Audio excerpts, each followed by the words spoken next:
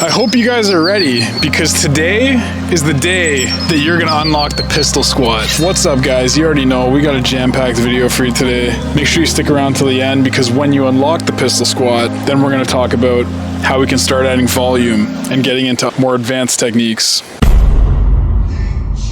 So there's 3 very important factors in achieving your first pistol squat, and we're gonna work on them all together here. So the first being mobility, stability, and strength. The most important factor is mobility. And the 2 areas of weakness that most people have when it comes to mobility is ankle mobility and hip mobility. So these are gonna be some areas that you're gonna wanna open up when you're doing your stretching routine. You guys have a stretching routine, right? Working your way up to a full narrow squat. This means having your feet tight together and being able to squat full depth. The squat variation translates very well because of the nature of the pistol squat. You're having your hips tight together in that position. Moving on to the second factor, which is stability. Now, I'm going to tell you guys a little story, because when I first started weight training and working out, I always tried to focus on compound lifts like barbell squats, deadlifts, etc. And that was great because it got the best bang for my buck. But what ended up happening was I had some areas of weakness that needed addressing. Those being my stabilizers. So your adductors, your obliques, your rotator cuff muscles. All of these are very important in gaining strength, because stability is like the butter to the bread of strength training. So a good variation to start out for stability is what I call a platform squat, or you might have heard of it referred to as a touchdown squat. Now this means hinging at the hips, pulling them back, and as you descend, touching that heel to the ground. This puts great demands on the obliques and adductors to do their job in stabilizing this exercise.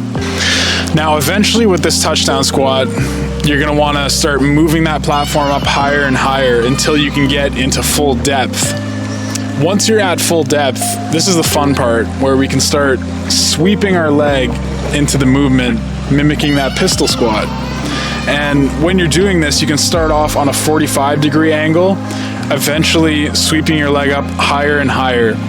Some cues to note with these single leg squats is pointing your toe out just slightly, externally rotating that hip to give your hip space. But everyone's anatomy is different with this, so find what works for you, find what's comfortable for you. Another cue that I like to do is flexing from my toe, so pointing my toe out and flexing all the way through my calf, quad. Whoa, whoa, whoa. A lot of you guys are watching the videos, but you're not subscribed to the channel. If you guys want to help make these videos even better and reach even more people so that we can grow this amazing community, subscribe and turn on bell notifications so you don't miss another video just like this. While you guys are experimenting with this exercise, if any area is holding you back and you feel like you have a particular area of weakness, consider isolating these areas like the obliques, the adductors, whatever it may be that you're struggling with. Which brings us to factor number 3, strength. If you want to build up your strength and you can't quite do a positive yet, I would ditch the assisted reps. They can be good, but I would prefer you do a negative, because when you're doing an assisted rep, it takes away the main factor that we're trying to work on here, which is stability. So rather hold something to your side just to brace yourself in case of a fall, but focus on doing these negatives and you'll build up strength faster than you can even think. Now, once you've nailed that first pistol squat, now you can begin adding weight. Now, ironically, you might find weight to be a little bit easier even. So when you add weight, it creates almost a counterbalance. So think of like a crane carrying a load. It needs that counterbalance so that it doesn't completely topple over. Similarly, in the pistol squat, when you squat down, all of my weight is right here. And that makes it very difficult when we're squatting. But if you create another mass out here, then that can act as a counterbalance in the movement. Specifically though, I find training with weight really strengthens that bottom range of motion where I find most of us are weak, which then translates to adding more reps and more volume to our sets.